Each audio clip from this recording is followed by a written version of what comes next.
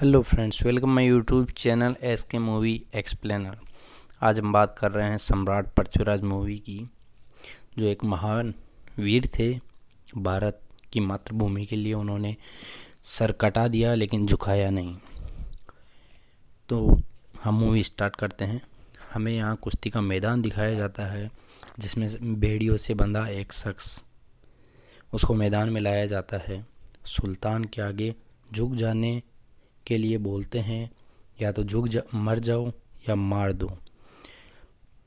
यह और कोई नहीं, महान वीर पृथ्वीराज चौहान होते हैं, जो दोनों आंखों से अंधे कर दिए जाते हैं। हमें रेगिस्तान का सीन दिखाया जाता है, जहां पृथ्वीराज का बचपन और उसके साथ उसके काका कंद। सीन वापस शिफ्ट मैदान में हो जाता है, जहां शेर से पृथ्वीराज की लड़ाई होती है। पृथ्वीराज अंधा होता है, लेकिन बचपन से नहीं, उसे अंधा बना दिया जाता है।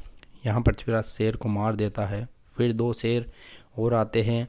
एक शेर उस पर हमला करता है, पृथ्वीराज एक ही वार में उस शेर को मार गिराते हैं। दूसरा शेर पृथ्वीराज का पैर पकड़ लेता है, लेकिन पृथ्वीराज और चंद्रप्रदाय की चालाकी से उसे मार दिया जाता है।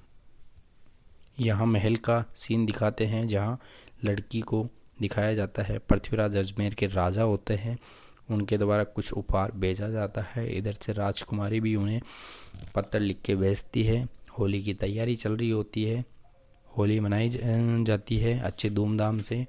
उसके बाद में वहाँ एक सैनिक आता है और चंद्रप्रदाय और पृथ्वीराज के पास जाता है। मोहम्मद गोरी का भाई मीर हुसैन बताता है, वह पृथ्वीराज की शरण में आना चाहता है। वह बताता है कि मीर हुसैन मोहम्मद गोरी की रखेल को लेकर भाग आया, इसलिए सुल्तान उसे मार देना चाहता है। यहाँ पृथ्वीराज के काका बताते हैं कि गजने के मोहम्मद ने क्या किया था।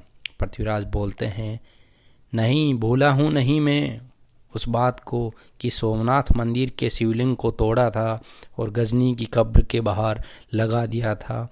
जो आते जाते लोग उस पर चप्पल मारते थे। यहाँ पर युद्ध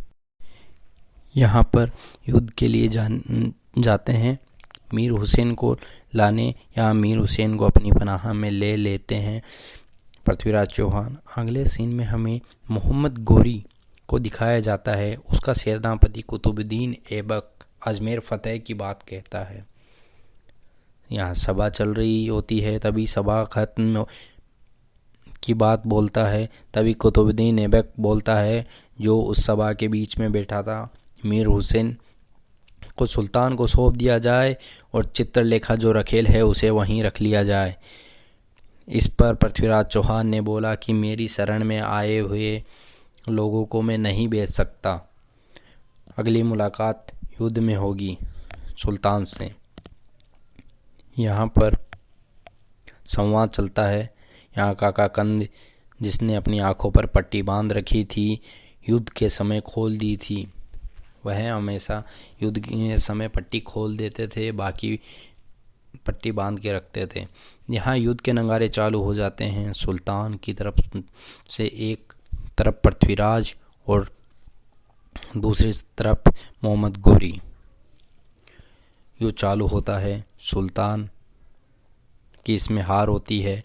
यहाँ चंद्रप्रदाय, पृथ्वी भट्ट भी कहा जाता है, उसने सुल्तान को बोला कि तेरी मौत पृथ्वीराज के हाथों ही होगी। उसके बाद जयचंद को दिखाते हैं, जो अपने नाना के पास जाता है, क्योंकि उसे पता चल गया था कि पृथ्वीराज को दिल्ली का सम्राट घोषित कर दिया है। इस पर जयचंद चिढ़ गया था।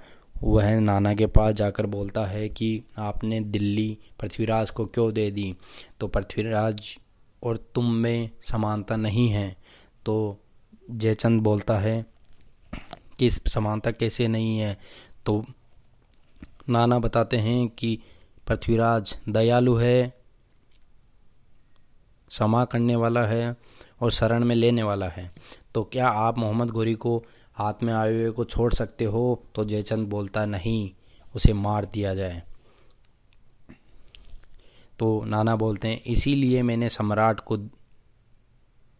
पृथ्वीराज को बनाया गया है।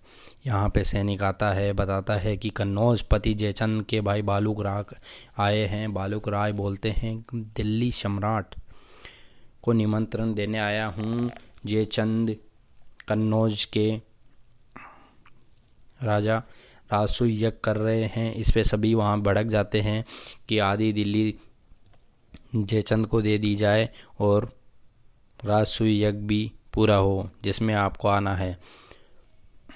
वह पृथ्वीराज निमंत्रण स्वीकार कर लेते हैं, लेकिन राजसूय यज्ञ के लिए नहीं, युद्ध के लिए।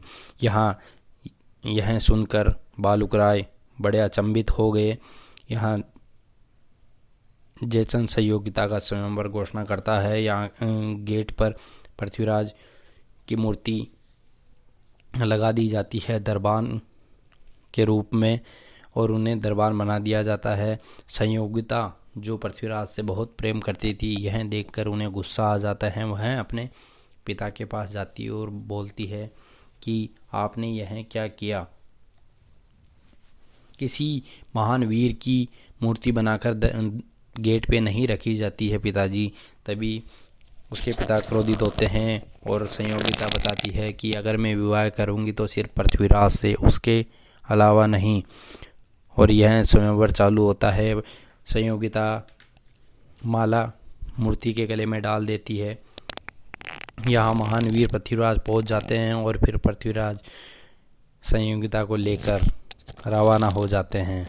जयचंद राज दिल्ली आते हैं को समझाया जाता है अच्छे से संयोगिता स्वागत होता है और दोबारा बुलाया जाए और उनका विवाह है अच्छे से। जयचंद पृथ्वीराज को बंदी बनाकर लाने की बात कहता है। सेनापति जो जयचंद वह गोरखपुर इतना क्रोधित था किले पर वह युद्ध के अलावा देता है और बात नहीं सोच रहा था, कब्जे में कर लेता है।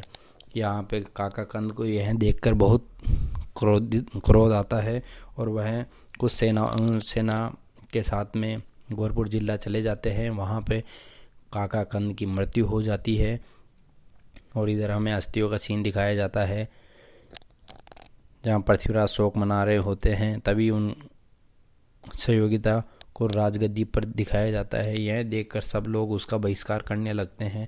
ज़्यादा लोगों का इनका मान रखा था। उसी दिन से बड़ा डिसीजन संयोगिता ले सकती थी क्योंकि उन्हें यह पद मिल गया था। जयचंद एक सौदागर को बुलाता है और मोहम्मद गोरी से सौदा करने की बात कहता है।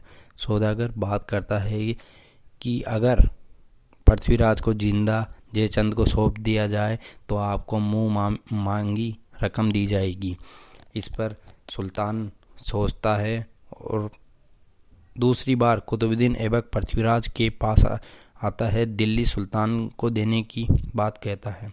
पृथ्वीराज भी नहीं ले जाने दूंगा, बोलते मैं उन्हें उतनी ही मैं इस मातृभूमि लेने दूंगा मुझसे वह तिलक कर सके, इसके अलावा कुछ नहीं। तो इस पर कुतुबुद्दीन ऐबक बताते हैं कि अगर यह नहीं होगा तो फिर युद्ध होगा। पृथ्वीराज इसमें हाँ कर देते हैं और युद्ध की तैयारी चलने लगती है। युद्ध चालू हो जाता है युद्ध और फिर रात्रि में कुतुबुद्दीन ऐबक और उसके साथ में कुछ लोग उनके साथियों पे जो रात्रि में विश्राम कर रहे होते हैं पृथ्वीराज के, उन पर आक्रमण कर देते हैं और पृथ्वीराज को बंदी बना लिया जाता है। बंदी बनाने के बाद में उनके दोनों आँखों में सरिये डाल दिए जाते हैं, उन्हें अंधा बना दिया जाता है, बहुत सी यातनाएं दी जाती है, लेकिन पृथ्वीराज सर नहीं झुकाते सुल्तान के आगे। यह देखकर सुल्तान भी अचंभित हो जाता है कि ये कैसा मनुष्य है, नहीं झुकाना चाहता। इन्हें मौत कबूल है लेकिन ये सर नहीं झुकाएंगे। यह बात सुनकर चंद्रप्रदाई ने उनका साहस बढ़ाया पृथ्वीराज का। और इधर जयचंद और सौदागर की बात चल रही होरी ने जिसमें पृथ्वीराज को देने से मना कर दिया था, जिससे सौदा हुआ था। फिर यहाँ मैदान का सीन दिखाया जाता है। वहीं मैदान का सीन जो हमें शुरुआत में दिखाते हैं, पृथ्वीराज को 7 तीर दिए जाते हैं। अगर वह 7 तीरों में से भी एक भी तीर एक सैनिक को मार दिया तो उसको और उसके साथियों को बाइज्जत बरी कर दिया जाएगा। लेकिन पृथ्वीराज बोलते हैं कि मुझे 11 तीरों की ज़रूरत नहीं, मुझे 1 तीर की ज़रूरत हो, और 1 तीर का शिकार भी सामने सुल्तान हो तो मैं यह चुनौती कबूल करूँगा। इसमें सुल्तान की हामी होती है। सुल्तान इधर घोड़े से आते हैं, एक बार वार करते हैं, पृथ्वीराज बच जाते हैं। दूसरी बार पृथ्वीराज निशाना लगाते हैं। अंधे थे लेकिन आवाज़ से उन्हें तीर महसूस हो जाते हैं, गौरी के गर्दन में जाके लगता है, गौरी मारा जाता है और पृथ्वीराज बच जाते हैं। लेकिन वहाँ खड़े सैनिकों से नहीं बच पाते। सैनिकों द्वारा तीर चलाने पर चंद्रबरदाई भी वहाँ आ जाते हैं और पृथ्वीराज दोनों मारे जाते हैं। सबसे आश्चर्य और चकित करने वाली बात है कि पृथ्वीराज और चंद्रबरदाई का जन्म एक साथ हुआ था और दोनों मरे एक साथ हैं। तो यहाँ बाकी कैदियों को रिहा कर दिया जाता है। भारत के महान सपूत पृथ्वीराज की शहादत के साथ उत्तर भारत में हिंदू साम्राज्य का अंत हुआ। महाराज सम्राट पृथ्वीराज के बलिदान के साथ राष्ट्रीय स्वाभिमान जगाने का महायज्ञ सन 1947 में भारत को मिली आज़ादी। यह लड़ाई 755 साल बाद फिर वापस दिल्ली भारत माता की हुई। तो हम नमन करते हैं ऐसे वीर सपूतों को। तो यह मूवी यहीं समाप्त होती है। लाइक करें, शेयर करें, कमेंट करें और थैंक